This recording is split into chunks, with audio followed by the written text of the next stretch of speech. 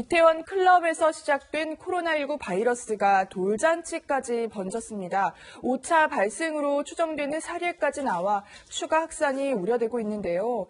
지난 10일 부천에서 있었던 이 한 돌잔치에서 지금까지 모두 9명의 확진자가 발생을 했습니다. 최영일 평론가님. 네. 결국에는 이태원 클럽에서 시작된 걸로 보이는 거죠? 맞습니다. 이태원 클럽에 갔던 우리가 잘 알고 있는 무직이라고 거짓말을 했던 학원 강사. 이 학원 강사가 1차 감염이 된 거죠. 학원에서 가르친 수강생이 2차 감염. 이 수강생이 갔던 동전 노래방에서 다른 택시기사와 그 아들에게 이제 감염이 이어졌습니다. 그런데 안타깝게 이 택시기사분은 이제 부업을 하는 분이었는데 돌잔치 사진을 찍는 사람이었어요. 그래서 부천에 있는 이 라운 파티라는 이 뷔페 식당에서 9일, 10일, 17일 사진을 찍었습니다. 이때 10일에 방문했던 돌잔치에 이 1살 여아와 그 부모가 확진이 됐어요. 네. 그렇죠. 여기서부터 4차 확진입니다. 그런데 그 또 이 조부모, 외조부모에게도 이 감염이 됐고 또 이 돌잔치에 참석했던 시흥, 성남, 서울에서 참석했던 하객들에게도 전파가 됩니다. 이렇게 지금 계속 줄줄이 이어져 나가고 있는 과정이거든요. 그래서 5차 감염까지 갔고요. 이걸 더 확산될 수도 있기 때문에 N차 감염이라고 현재 보고 있습니다. 네. 정 교수님, 돌잔치라는 곳, 그리고 돌잔치가 열렸던 곳이 뷔페 식당이었잖아요. 뷔페 식당이었는데, 사실 저도 뭐 돌잔치를 해봤지만, 여러분이 이제 뷔페를 같이 이용을 하고, 또 한 곳에서 모여서 식사를 한단 말이죠. 이 과정에서 확산이 됐을 가능성이 높다고 봐야 되는 건가요? 네, 초반에 돌잔치에서 이제 감염이 됐다고 했을 때 사실은 가족들이나 사진기사분이 마스크를 쓰셨다고 하셨어요.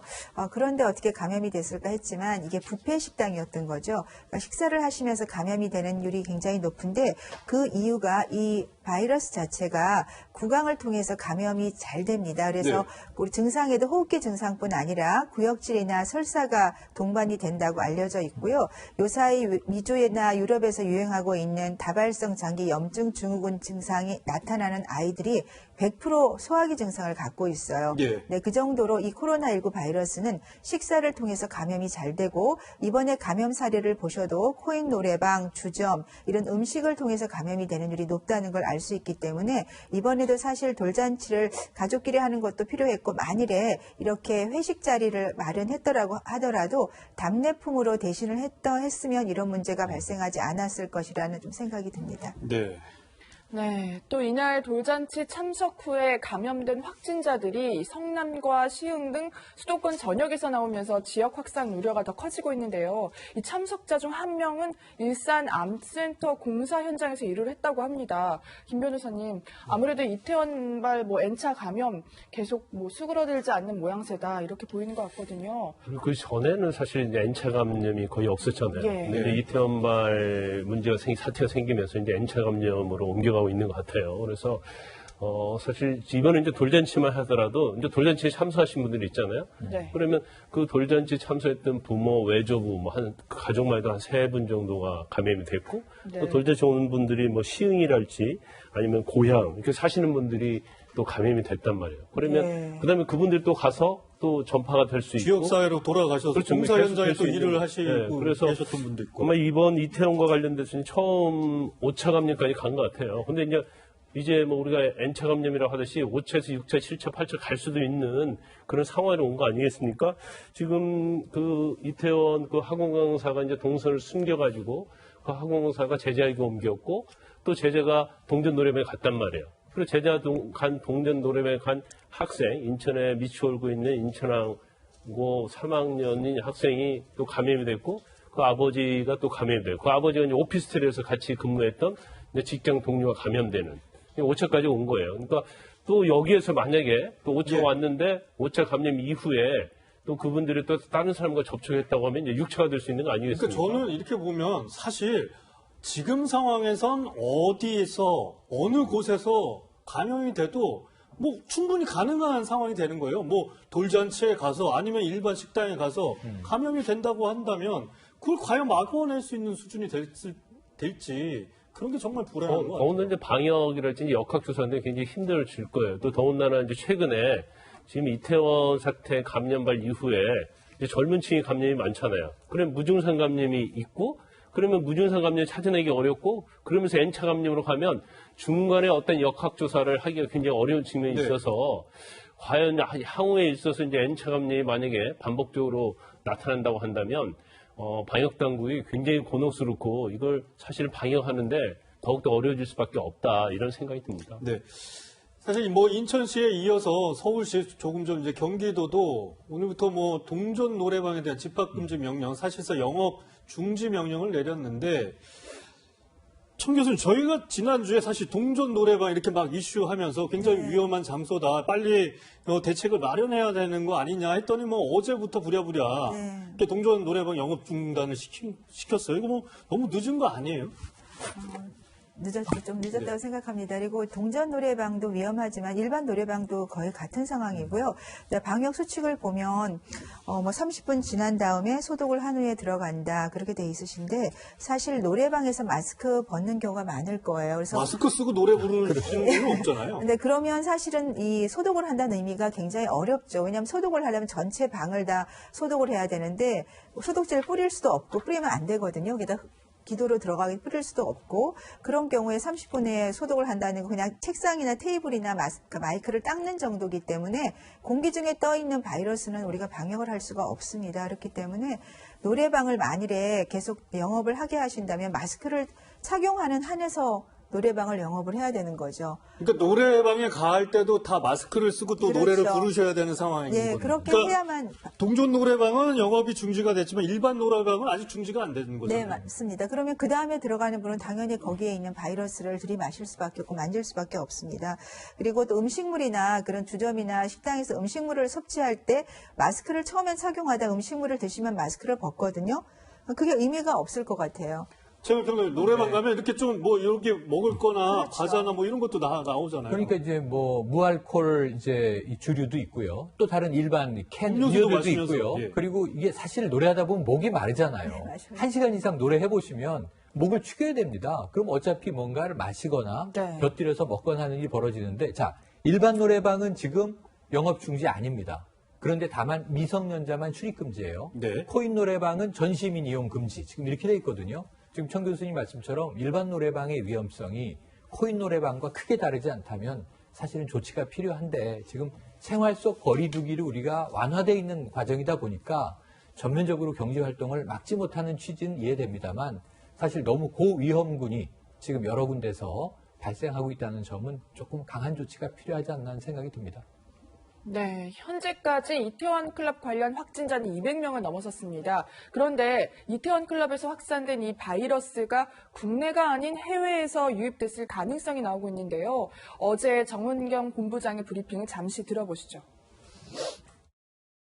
저희도 추정은 대구 경북 지역에 있는 바이러스로 인한 감염보다는 해외, 특히 미국이나 유럽에서 입국하신 그런 입국자로 인한 전파가 됐을 가능성이 높다라고 판단하고 있습니다.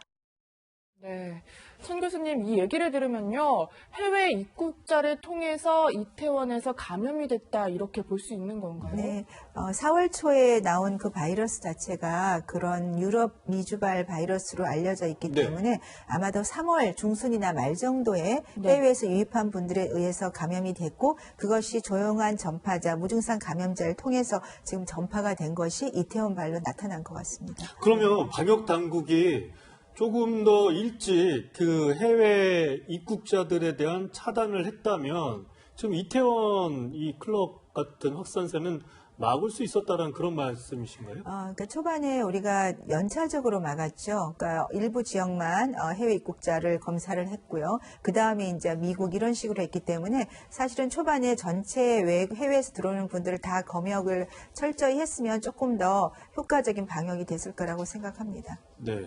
또 하나, 청 교수님. 이 이태원 바이러스가 전파력이 굉장히 다른 바이러스, 과거 이제 대구 신천지에서 나왔던 바이러스보다 전파력이나 감염력이 강하다. 그 유형이 다르니까 그렇게 충분히 생각할 수도 있을 것 같아요. 네, 근데 아직까지 그 연구 자료가 나온 건 없습니다. 그래서 우리가 단도적으로 말할 수는 없고요. 단지 조금 차이가 있다면은 유럽이나 미국 같은 경우는 마스크 착용이나 해외 입국 차단이 조금 늦어지면서 확진자 수가 많이 늘었고 취소율이 좀 높아졌습니다. 그리고 다른 좀 상황은 우리 아시아 계통에서는 발생하지 않았던 그 다발성 장기 염증 증후군이라고 10대와 20대에서 발생하는 좀 특이한 증상이 있는데 그 염증 증후군은 보니까 보통 감염이 된 한 2주 내지 4주 이후에 즉 항체 형성이 되는 과정에서 발생하는데 네. 우리가 알고 있는 청년층에 많이 발생하는 그 사이토카인 폭풍처럼 면역이 과반응이 일어나면서 나타나는 것 같아요. 그래서 증상이 나타나는 게 과거에 우리나라 초반에 나타났던 그런 바이러스와 조금 다른 특징을 갖고 있어서 이번에도 만일에 학생들이나 어린아이들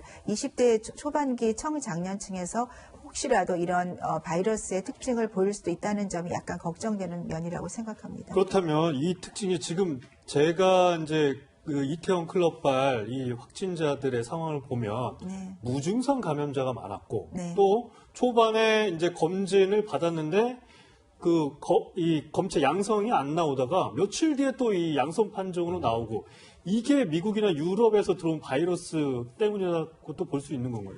그럴 거보다는 아무래도 이제 10대나 20대가 많아요. 왜냐하면 지금 들어오는 입국자들이 대부분 학생들이 많기 때문에 젊은 층이 많고 그러다 보니까 면역이 좋죠. 그래서 무증상 감염자가 이번에 CDC에서 3명 중에 1명이 무증상이라고 얘기했어요. 그렇죠. 그 정도로 많이 나오기 때문에 초반에는 증상이 없어서 어떤 자가 격리 중에도 확진이 안 된 거고 그러다 보니까 검체량이 적다 보니까 초기에 안 나오다 나중에 나오고 그런 어떤 그룹, 그러니까 이 10대, 20대들이 갖고 있는 특징이라고 생각하고요. 이 바이러스 자체가 그렇게 증상이 나타났다 안 나타났다 그건 아닌 것 같아요. 감염된 대상의 특징이라고 봐야 그렇죠. 됩니다. 감염된 대상의 특징이라고 보는 것이 더 맞을 것 같습니다. 네, 사실 외신에서는 코로나19 바이러스의 변이에 대해서 여러 번 보도를 하고 있었는데요. 이런 변이가 사실 교수님, 이 백신이나 치료제 개발에 영향을 좀 미치는 건 아닌지 우려하는 목소리도 많거든요. 네. 그런데 이게 중요한 우리가 스파이크 단백질이라는 그 부분은 변형이 없어요. 네. 그러니까 우리가 중요한 거는 그 단백질, 스파이크 단백질에 결합하는 거를 결합하지 못하게 하는 중화 항체를 만들면 되거든요. 근데 그 단백질 자체는 아직 변형이 나타난 게 없기 때문에 아직까지는 그렇게 문제되는 사항은 아니라고 생각합니다. 네, 알겠습니다. 다른 얘기를 좀 해보겠습니다. 코로나19 방해 혐의 등으로 신천지 교회에 대한 압수수색이 어제 있었습니다. 우선 관련 화면부터 보시겠습니다. 포렌식 같은 것도 같이 하고 계시는 건가요, 지금? 수사관이랑 검사를 한 10분 정도 들어갔다 알고 있는데, 자꾸 좀 오래 걸리는 이유가 있는지 궁금해서요. 서버 같은 게 있는 건가요, 이렇게 안쪽에? 그래서 조금 있다가 따로 이제 갖고 나오실 만한 것들이 있는 거예요, 아니면? 글쎄요. 좀 걸릴 거예요, 시간이. 네, 그래도 검찰 수사관인 것으로 보이는데 이 기자의 질문에 그래도 몇 마디 해주는 모습이네요. 김관섭 변호사님, 네. 어제 검사와 수사관 100여 명이 전국에 있는 신천지 관련 시설에 동시다발적으로 압수수색을 했습니다. 뭐 굉장히 오래된 얘기처럼 들리긴 하지만 본격적으로 이제 검찰의 수사가 이어지고 있는 것 같은데 특히 이만희 총회장의 자택도 포함이 됐고 이 혐의 중에 이만희 총회장에 대한 살인죄, 상해 혐의. 저는 이게 살인죄가 있다라는 건 좀 생소한데 살인죄 혐의가 있습니까?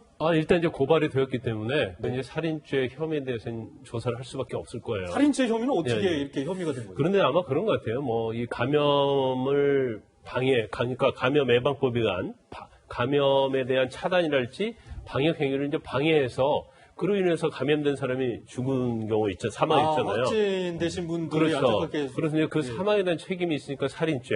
또 이제 감염에 돼가지고 나았다 할지라도 감염으로 인해서 신체 완전성을 해왔기 때문에 상해죄. 아마 이런 폭행, 상해, 살인죄로 고발한 사건이 지금 있거든요. 그런데 폭행이나 상해나 뭐 살인죄 자체는 고의범이에요. 그러니까 나 이거 코로나 바이러스를 퍼뜨려갖고 누구를 죽여야지. 아니면 누구로 하여금 신체 완전성을 해서 감염시켜야지. 이런 고의성이 있다고 한다면 이건 살인죄나 뭐 상해죄가 되겠지만 네. 그것까지 입증하기 쉽지 않을 거예요. 물론 우리가 미필적 고의라고 있어요. 그렇죠. 확정적 고의는 아니라도 이거 내가 방해를 하면 누가 죽을 거야. 뭐 그 정도 인식을 하고 있다면 또 미필적 고의가 인정이 되는데 제가 이제 법적인 측면에서 보면 좀 엄격하게 해석을 해야 하거든요. 사람을 처벌할 때는. 그래서 살인이나 상해죄 되기는 굉장히 어려울 것이다. 그렇지만 처음에 문제가 됐을 때 계속적으로 뭐 신천지에서 집회도 하고 아니면 또 뭘 숨기고 그랬다고 한다면 감염예방법상 방해 혐의는 인정될 가능성이 좀 크다고 봅니다. 그래서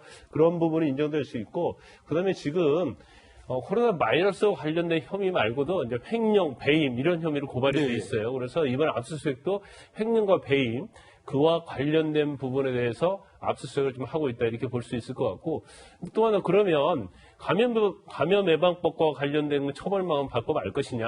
근데 만약에 이만희 총회장이 어떤 뭐 감염 예방법상 이제 방해를 하고 이제 그런 혐의를 직접 지시를 했다고 한다면 일단 뭐 감염자들이 굉장히 많이 발생했잖아요. 네. 또 그로 인해서 사망한 분들도 있기 때문에 거기에서 국가에 들어간 비용 손해배상 청구가 그렇죠. 가능해요. 그래서 손해배상 청구가 가능한데 이제 우리가 손해배상 또는 국가에서 이미 쓴 비용에 대한 구상권 그렇죠. 뭐 이건 가능할 수 있다고 봐요. 그런데 구상권이 됐건 손해배상이 됐건 약간 인과관계가 굉장히 엄격하게 따지기 때문에 이제 법적으로 소송을 제기해도 상당히 많은 서로의 공방이 있을 거라 이렇게 봅니다. 예. 네. 코로나19 관련 또 다른 소식이요. 최근에 한우 값이 뭐 단군 이래 최고가다 이런 말이 나올 정도인데요. 최영일 평론가님, 네. 이 정부의 긴급 재난 지원금에 영향이 있다 이런 얘기도 있어요. 네, 영향이 있는 것으로 보입니다. 네. 사실 어제 축산물 품질 평가원이 발표를 했어요. 예. 그러니까 지난 그제 21일 기준으로 이 한우 지육은 이제 뼈를 뺀 소고기입니다. 네. 이게 킬로그램당 2906원이에요. 엄청 이게 오르네요. 지난해 네. 요맘때는 이 킬로그램당 17,000원에서 18,000원 사이였으니까 네. 2만 원이 훌쩍 넘은 거죠. 네. 이게 1995년에 이 물가 통계를 조사한 이래 최고가예요. 예. 그러니까 사실상 단군 이래 최고가가 맞습니다. 단군 이래, 예. 통계 집계상으로는 그렇습니다. 처음 이제 통계가 네. 집계됐습니다. 그런데 이 이유 첫 번째는 이 공급이 지금 줄어들었어요. 아마 이 소를 한우를 보유하고 있는 농가들에서 도축 시기를 좀 늦추고 있다. 그러니까 공급가가 네. 계속 오를 것으로 예상하는 거 하나. 또 좀 도축을 늦게 하면 이 고기의 마블링이 좋아진다고 해요. 또 하나는 지금 코로나19 때문에 좀 미국산 소고기가 많이 들어오던 게 예. 공급이 줄으면서 이 수입산 고기도 이 도매가가 늘었습니다. 그러니까 한우가는 계속 상종가를 칠 것 같고요. 말씀하신 대로 긴급 재난금 받으면 뭐 하겠나?